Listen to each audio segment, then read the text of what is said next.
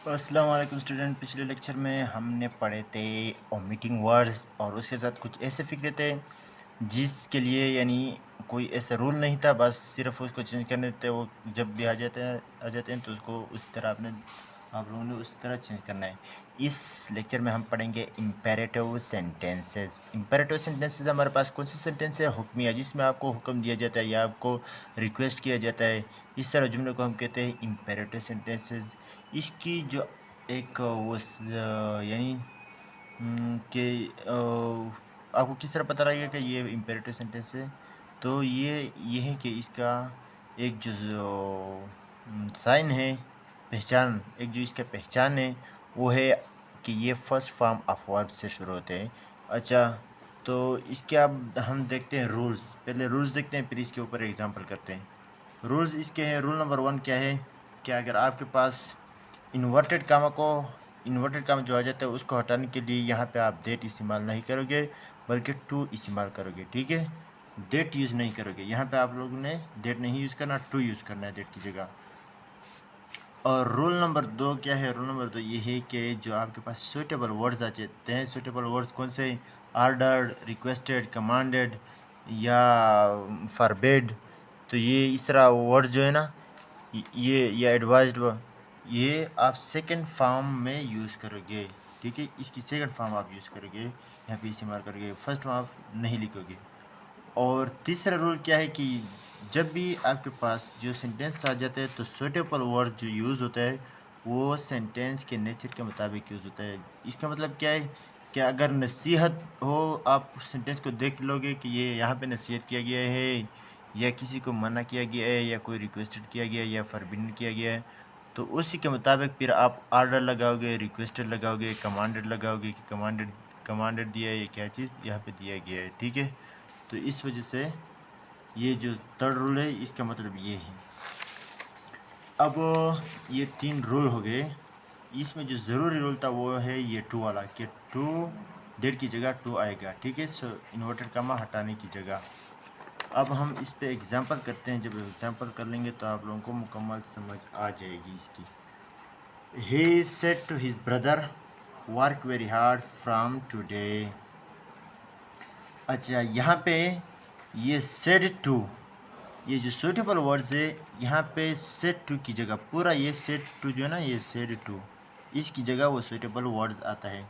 यहाँ पे आप लोगों को क्या लगता है कि यहाँ पे क्या दिया गया है? यहाँ पे ऑर्डर दिया है या रिक्वेस्टेड है या एडवाइस है, कोई नसीहत किया गया, क्या किया गया? यहाँ पे है नसीहत, क्योंकि जो उसका भाई था उसने उसको नसीहत किया है कि हर वक्त आप यानी आज के दिन के बाद आपने सख्त मेहनत करनी है। तो ये तो मैं एडवाइस हो गया, कोई ये तो ऑर्डर तो नहीं दिया गया। तो he advised his brother to work. यहाँ पे देखें, हमने सेड टू जो है एडवाइस में सूटेबल वर्ड लगाया, फिर उसके बाद वो हिज ब्रदर जो है वो उसी तरह लिखोगे। यहाँ पे ये हिज जो है ना, यहाँ पे जो भी चीज़ आता है उसको आपने तो चेंज नहीं करना, क्योंकि ये तो रिपोर्टिंग स्पीच है और रिपोर्टिंग स्पीच को आपने चेंज नहीं करना होता है। जो रिपोर्टर स्पीच के अंदर प्रोनाउन होता है उसको चेंज करना होता है, इसलिए चेंज नहीं करना। अच्छा, ये हो गया हिज ब्रदर। फिर यहाँ पे ये इन्वर्टेड कामा हटाने की जगह हमने ये देखो टू लगाया। फिर इसके बाद वेरी वर्क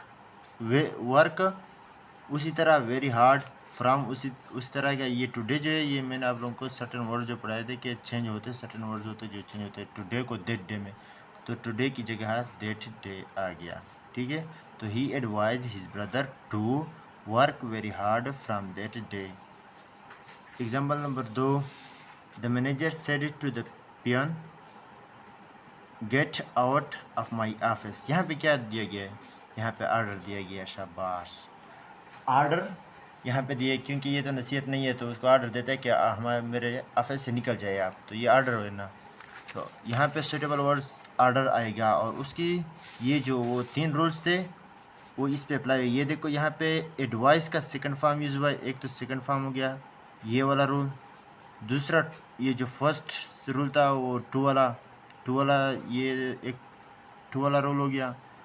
और तीसरा क्या रूल था कि सूटेबल वर्ड्स जो आपके पास जो भी फ़िक्रा हो उसी के मुताबिक आपने सूटेबल वर्ड्स यूज़ करना है, तो वो भी हो गया।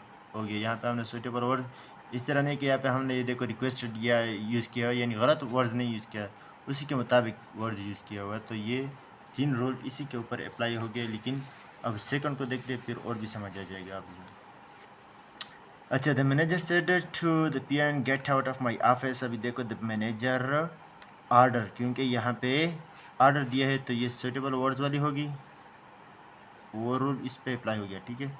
और फिर इन्वर्टेड काम हटाने की जगह टू वाली, फिर gate out of his office. तो यहाँ पे सूटेबल वर्ड्स की सेकंड फॉर्म की भी और जो यानी प्रॉपर सूटेबल वर्ड्स था वो भी यूज़ हुआ। तो दोनों रूल्स इसके ऊपर अप्लाई हो गए। अब इसकी कन्वर्जन का तरीका यानी the manager order the peon to get out of his office.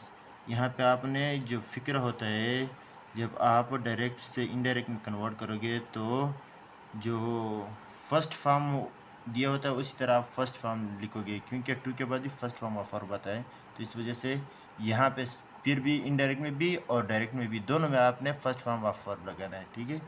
ये V1 का मतलब है फर्स्ट फॉर्म ऑफ वर्ब लगाना है। अच्छा, रूल नंबर एग्जाम्पल नंबर 3 देखते हैं। He said to my brother please forgive me this time.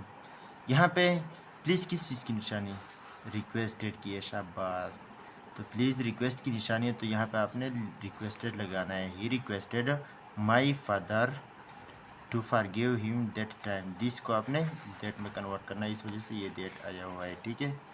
To हो गया, फॉरगिव वही फर्स्ट फॉर्म हो गया, और हिम हो गया है। ये मी जो है मी की ये थर्ड फॉर्म आया, ऑब्जेक्टिव फॉर्म आया, तो ऑब्जेक्टिव फॉर्म की जगह आपने फिर यहाँ पे भी जो आपके पास सब्जेक्ट आया हो तो उसकी भी आपने ऑब्जेक्टिव फॉर्म लगाने। तो हिम दैट टाइम, ये आप लोगों को पीछे मैंने समझाया था, और ये दैट भी सूटेबल वर्ड में समझाया था, ठीक है। तो he requested my father to forgive him that time. Number 4, my mother said to me never tell a lie. ये यहाँ पे माउस को क्या कहती है, माउस को मना करती है कि आपने कभी भी झूठ नहीं बोलना। तो जब आपको कोई मना करता है तो मना के वक़्त मना करना ये ऑर्डर में भी आ सकता है। तो इसके कन्वर्ट करने की 2 तरीके, एक तो यह है कि आप विदाउट नॉट के अगर कन्वर्ट करते हो तो फिर इस तरह कन्वर्ट करोगे कि my mother forbade me to tell a lie, ठीक है। या इस तरह भी कन्वर्ट कर सकते हैं कि माई मदर, मैंने ये माई नहीं लिखा यहाँ पे, ये छोटे, माई मदर ऑर्डर मी के बाद ये नॉट जो है ना, नॉट टू से आपने पहले लगाना है। ये इन्वर्टेड कामा की जगह जो टू आती है, टू लगता है जो इन्वर्टेड की जगह, इन्वर्टेड कामा की जगह, उससे पहले आपने नॉट लगाना है। अगर उसके बाद लगा दिया फिर भी गलत कंसिडर होगा, तो इस वजह से उससे पहले आपने लगाना है इसको। तो my mother order me not to tell a lie, या my mother forbid me to tell a lie, ठीक है। अच्छा, अब एग्जाम्पल नंबर 5 देखते हैं। ये हो गया कि my mother order me not to tell a lie, या my mother forbid me to tell a lie, ठीक है। अब एग्जाम्पल नंबर 5 क्या है कि he said to me knock at this door again. तो यहाँ पे एक रूल है, यहाँ पे आस्क भी, यहाँ पे आप आस्क लगाओ, क्योंकि ये इसका मतलब ये यहाँ पे आपको वाज़ेह तौर पर ये नहीं बताया गया कि यहाँ पे ये ऑर्डर दे रहा है या कोई रिक्वेस्ट कर रहा है। तो इसके लिए मैंने एक रूल लिखा है कि अगर सेट टू जो है ना, सेट टू ये टोल्ड में या आस्क में, ये है हमने पीछे पढ़ा था वो सादे जुमले में कि सेट टू, ये मैंने वहाँ पे भी आप लोगों को समझाया था कि सेट टू को आपने किस तरह आस्क में या टोल में कन्वर्ट करना है। लेकिन यहाँ पे फिर मैं बताता हूँ कि सेट टू जो होता है उसको आपने, ये तो एक वो सूटेबल वर्ड्स भी हैं, सूटेबल वर्ड्स में भी कन्वर्ट करना है। और सूटेबल वर्ड्स में तब आपने कन्वर्ट करना है जब आपको फ़िक्र में ये वाज़ेह तौर पर दिया गया हो कि यहाँ पे ऑर्डर दिया है या रिक्वेस्टेड किया गया है, तो उस वक्त आपने इस तरह कन्वर्ट करना है। अगर वाज़ेह तौर पर ना दिया हो कि ये ऑर्डर है या रिक्वेस्टेड है, तो आपने फिर सेड टू को या आस्क में या टोल में कन्वर्ट करना है। मसलन हम देखते हैं, he said to me stand up, ठीक है। तो यहाँ पे ये तो कोई यानी अगर इसका ये हमें पता नहीं लगता कि आपको उसने इस तरह का ऑर्डर देते हैं कि स्टैंड अप, या रिक्वेस्ट करता है कि प्लीज़ आप खड़े हो जाएं। तो इसका यानी हमें वाज़ेह तौर पर कोई ऐसा मालूम नहीं होता कि ये रिक्वेस्टेड है या ऑर्डर है। इस वजह से हम यहाँ पे या टोल्ड लगाएंगे या आस्क लगाएंगे। ही टोल्ड या asked me to stand up. ठीक है। अच्छा, दूसरा example, he said to the shopkeeper give soap to me. इसका मतलब यहाँ पे देखें, इसका मतलब भी ये वजह तो ये पता नहीं लगता कि वो शॉपकीपर जो है उसको ऑर्डर देता है या रिक्वेस्ट कर रहा है उससे कि मुझे एक साबुन दे दे, या उससे इस तरह कर रहा है कि मुझे एक साबुन दे दे, जल्दी दे दें। तो ना ऑर्डर इसका, इससे यानी हमें ये पता नहीं लगता कि ये ऑर्डर है या रिक्वेस्ट है। तो इसको भी आपने आस्क और टोल्ड में कन्वर्ट करना है। ठीक है। ये थे इम्पेरेटिव सेंटेंसेस जो यानी सिंपल इम्पेरेटिव थे।